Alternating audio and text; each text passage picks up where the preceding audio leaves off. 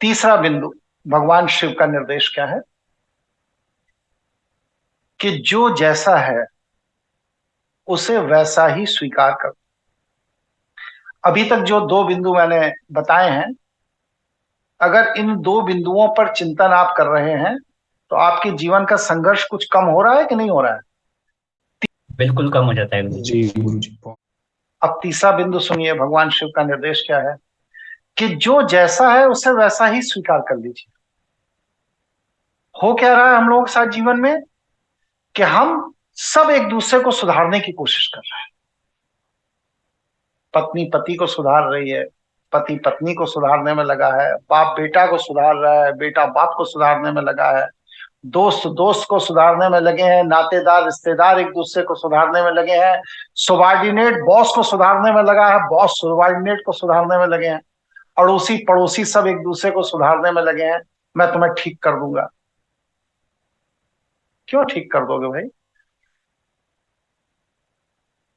ईश्वर ने तुम्हें ऐसी कौन सी अतिरिक्त शक्ति दी है जो तुम हमें ठीक कर दो?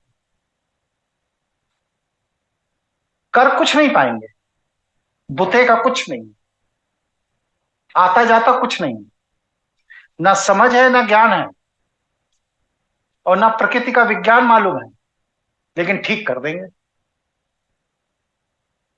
तो ये क्या, इस तरह की जब आप अवधारणा पाल लेते हैं कि मैं तुम्हें ठीक कर दूंगा, तो वह अवधारणा आपके जीवन के संघर्ष को बढ़ा देती। क्यों? क्योंकि आपके बुते का नहीं है, लेकिन मैं ठीक कर दूंगा। अब आपको रात भर नींद नहीं आएगी कि कल सुबह तक क्या ऐसा प्रपंच रच दूं कि पड़ोसी परेशान हो जाए। आपने अपनी रात की नींद खराब कर दी, और दो चार रात की नींद खराब हुई, अब आप एंजाइटी के पेशेंट हो गए, ब्लड प्रेशर बिगड़ गया। दो चार 10 बार ब्लड प्रेशर बिगड़ा, फिर हार्ट में प्रॉब्लम शुरू हो गई, और होते होते स्थिति वो होगी कि हार्ट में अब स्टंट पड़ गए। अब स्टंट पड़ने के बाद पेसमेकर लग गया, और एक आप जिंदा लाश हो गए। सुधार किसी को नहीं पाए, बुते का कुछ नहीं था, लेकिन अपनी ऐंठ, अपनी अकड़, मैं तुम्हें सुधार दूंगा में आप जिंदा लाश हो गए। और यही जिंदा लाशें पूरे के पूरे समाज में चल रही हैं, दौड़ रही हैं, घूम रही हैं। किसी में कोई सामर्थ्य नहीं है, कोई कुछ नहीं कर सकता।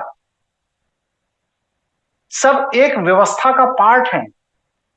एक आईएएस अधिकारी अगर किसी के साथ रौब से बात कर रहा है तो वो इसलिए है क्योंकि वो कुर्सी पर है। कुर्सी से हटते ही वो रौब खत्म हो जाता है।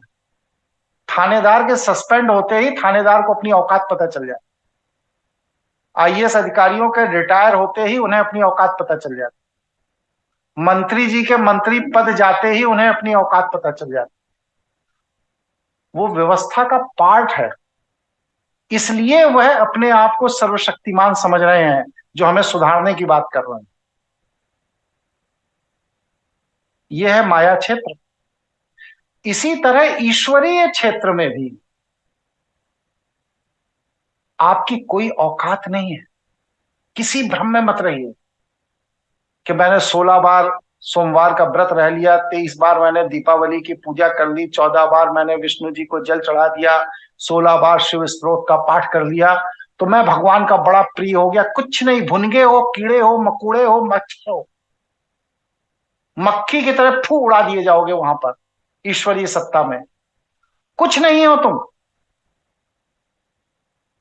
क्यों? क्योंकि तुम्हारा मार्ग गलत है। सही मार्ग क्या है? जो जैसा है उसे वैसा ही स्वीकार कर लो। अपने जीवन का संघर्ष 80% कम हो जाए। क्योंकि आप जब अपनी ऊर्जा को किसी दूसरे को सुधारने में लगाते हो तो आपके जीवन का संघर्ष स्वतः बढ़ता चला जाता है। यही प्रकृति का नियम है। इसलिए अपने जीवन के संघर्ष को कम करना है तो क्या करना है? सर्व स्वीकार्य की वृत्ति पैदा करना है, जैसे भगवान शिव ने की। भगवान शिव ने क्या किया? का भूत का आओ चेले बन जाओ, का प्रेत का तुम भी आओ चेले बन जाओ, का पिशाच का तुम भी आओ चेले बन जाओ, का जिन्न का तुम भी आओ चेले बन जाओ, का यक्ष का तुम भी आओ चेले बन जाओ, का किन्नर का तुम भी आओ चेले बन जाओ, का असुर का तुम भी आओ चेले बन जाओ, का दैत्य का तुम भी आओ चेले बन जाओ, का दानव का तुम भी आओ चेले बन जाओ। सबको चेला बना लिया। कोई ऐसा देवता है जिसने इतनी तरह की इतनी प्रजाति के लोगों को अपना चेला बनाया? ये सब तो डर के भागते हैं। सही कह रहा हूं नहीं कह रहा हूं? दैत्य दानव असुर से जीवन भर राक्षस, भगवान जिन्हें आप देवता मानते हैं, दिव्यता का प्रतीक मानते हैं, जीवन भर लड़ते रहे, मरते रहे, लड़ते रहे, मरते रहे, भागते रहे, पीटते रहे, पिटते रहे, लेकिन भगवान शिव का किसी से संघर्ष नहीं रहा। उन्होंने सबको चेला बना दिया। तो बताइए, भगवान शिव के जीवन में संघर्ष है? जब उन्होंने सबको चेला ही बना लिया तो संघर्ष किस बात का? और देवताओं का जीवन भर अस्त्र शस्त्र चलता रहा, जीवन भर लाशों के ढेर लगाते रहे। कभी मौका पाके देवता असुरों की गर्दन काट देते थे, कभी असुर देवता की गर्दन काट देते।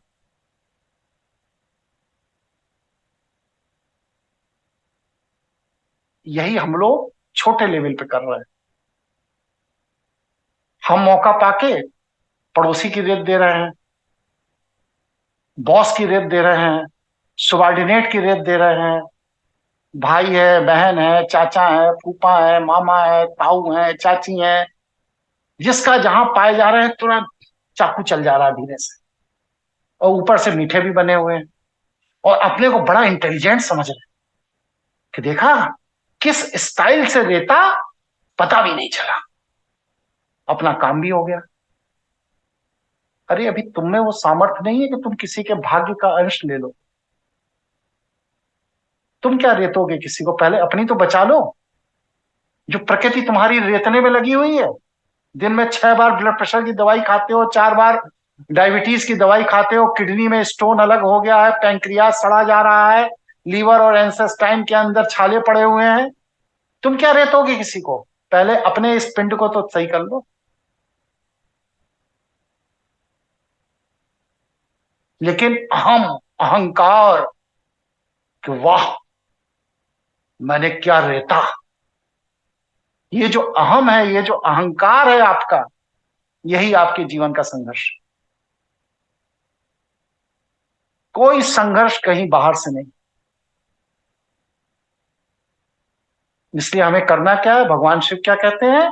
जो जिस वृत्ति का है उसको उसी वृत्ति के साथ स्वीकार करके अपना शिष्य बना।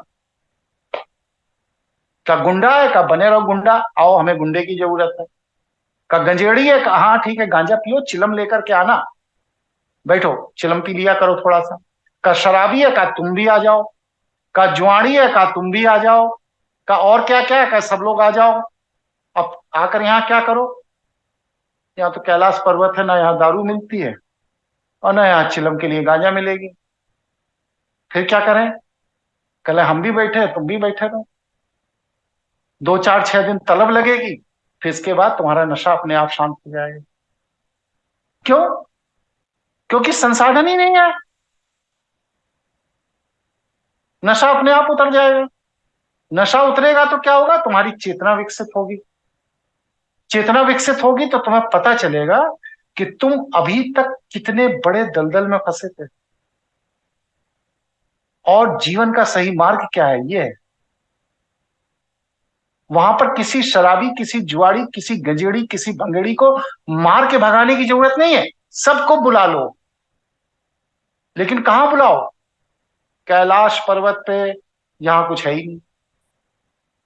अयोध्या मत बुला लेना, वहां गांजा भी मिलती है, अफीम भी मिलता, सब मिलता है। न मथुरा बुला लेना। कोई भी वैष्णो तीर्थ ऐसा नहीं है जहां पर नशे की सारी चीजें ना मिलती। और बदनाम किसे किया जा रहा है? शंकर जी को भी गांजा फूकते हैं। बिक कहां रहा है? तुम्हारे वैष्णो तीर्थों में। इसलिए जितने भी विकृत चित्त के लोग हैं, किसी को अस्वीकार मत करो, सबको स्वीकार करो, सबको स्वीकार करो। लेकिन आपका ऑरा इतना विकसित होना चाहिए कि जो आपके पास आए वह अपनी विकृत वृत्ति को त्याग दे। कैसे? जैसे भगवान शिव के पास कौन आया? भगवान शिव के पास सांप आ गया, उनकी गर्दन में लपेट गया। सांप का भोजन क्या है? चूहा। वो उनके लड़के की सवारी बन गया। और सांप का दुश्मन कौन है? का मोर। का वो दूसरे लड़के की सवारी बन गया। शिवजी चलते किस पे हैं? का बैल पर। बैल का दुश्मन कौन है? का शेर। का वो उनकी वाइफ की सवारी है। तो क्या है कि सांप, बैल, शेर, चूहा, मोर सब एक ही परिवार में, सब एक दूसरे की सवारी है, और कोई किसी को नहीं खा रहा है। क्यों नहीं खा रहा है? क्योंकि इन सब लोगों ने जो माया क्षेत्र में हिंसक वृत्ति अपनाई थी, मोर ने सांप को मारने की, सांप ने चूहे को मारने की, बैल ने शेर को सींग मारने की, शेर ने बैल को पंजा मारने की, जो माया क्षेत्र में हिंसक वृत्ति अपनाई थी, वो भगवान शिव के औरा क्षेत्र में जाकर के अपनी हिंसक वृत्ति को छोड़ दिए, त्याग दी। अब वहां सब एक साथ रह रहे हैं, कोई किसी को ना मार रहा है, ना काट रहा है, ना खा रहा है, ना छीन रहा है, कुछ नहीं कर रहा। तो सर्व स्वीकार्य कब होगा? जब आपका ऑरा विकसित होगा। वरना क्या होगा? वैष्णव लोगों के गेट के बाहर क्या लिखा रहता है? महिलाओं का प्रवेश वर्जित है। देखा है ना, ऐसा आश्रमों के बाहर लिखा रहता है कि हाँ गुरुजी निवास करते हैं, महिलाओं का प्रवेश वर्जित है। हाँ जी गुरुजी। जी गुरुजी। जी गुरुजी। तो क्या क्या गुरुजी अति कामुक हैं, जो महिलाओं को देखते एकदम फड़फड़ा जाते हैं? आज तक अपने काम पर उनका नियंत्रण नहीं हो पाया, और अगर नियंत्रण हो गया है महावीर जैन की तरह, तो फिर महिलाओं से इतना भयभीत क्या है कि उनको देखते ही तुरंत अंदर से कांप जाते हैं, सारा ब्रह्मचर्य खत्म हो जाता है। जैसे विश्वामित्र जी का हो गया, भरद्वाज ऋषि का हो गया, और भी बहुत से नाम लिए जा सकते हैं। तो ये क्या है? ये असहज वृत्ति है। अगर आप किसी से डर रहे हैं, किसी को त्याग रहे हैं, किसी से भयभीत हैं, किसी को स्वीकारने में आपको डर लगता है, आप भूत, प्रेत, पिशाच, जिन्न, यक्ष, किन्नर, देव, असुर, किसी से डर रहे हैं, किसी से, तो इसका मतलब आप सर्व स्वीकार्य नहीं है, सर्वग्राही नहीं है। और ईश्वर सर्वग्राही ही होता है, क्योंकि ये सब तो आपकी ही माया है। और आप अपनी ही माया में ये कैसे कह सकते हैं कि ये हमें स्वीकार है, ये अस्वीकार है? अपने ही घर के सारे बच्चे हैं, 6, 8, 10 जो भी हैं, क्या आप ये कह सकते हैं कि ये लड़का हमें स्वीकार है और ये लड़का अस्वीकार है, या ये बच्चा मुझे पसंद है, ये बच्चे से मैं नफरत करता हूं? कह सकता है कोई? नहीं गुरुजी। नहीं गुरुजी। जी नहीं गुरुजी। नहीं कह सकता। तो जब नहीं कह सकता, तो या तो ये गलत है कि सब ईश्वर के अंश हैं, इस सिद्धांत को फाड़ के फेंक। और अगर सब ईश्वर के अंश हैं, तो फिर आपको भूत, प्रेत, पिशाच, जिन्न, यक्ष, किन्नर, असुर, दैत्य, दानव, इन सबसे इतना डर क्यों जाते तक, कांप क्यों जाते कि तुरंत आपका वज्र निकल आता है, तलवार निकल आती है, धनुष बाण निकल आता है? काहे भैया, काहे निकल आता? इतने डरपोक क्यों हो कि तुरंत निकल आता है? इसका मतलब तुम्हारा व्यक्तित्व दोहरा है, दोगले हो तुम, और तुम्हें विश्वास है कि मेरे औरे में कोई शक्ति नहीं। अगर तुम्हारे औरे की ऊर्जा का सामर्थ्य है, तो तुम अपने ही पैदा किए हुए इस सृष्टि के 84 लाख योनि के जीव जंतु, पशु पक्षी, वनस्पति को क्यों नहीं अपने औरे की ऊर्जा से नियंत्रित कर पा रहे हो, जैसे भगवान शिव ने किया। उन्होंने सांप को भी नियंत्रित किया, बैल को भी नियंत्रित किया, शेर को भी नियंत्रित किया, चूहे को भी नियंत्रित किया, मोर को भी नियंत्रित किया, और न जाने कितनी प्रजाति पूरी सृष्टि में जीव जंतु वनस्पति योनि के रूप में जो भी है, सबको अपने औरे के प्रभाव से नियंत्रित किया। वो किसी से भयभीत नहीं है। आप क्यों भयभीत हो? अब सोच लीजिए कि अगर ये भय कि ये अच्छा है इसे बुला लो, ये खराब है इसे त्याग दो, ये भय अगर आपके जीवन से चला जाए तो आपके जीवन में संघर्ष कितना बचेगा? नहीं बचेगा, ये कोई कारण नहीं बचेगा।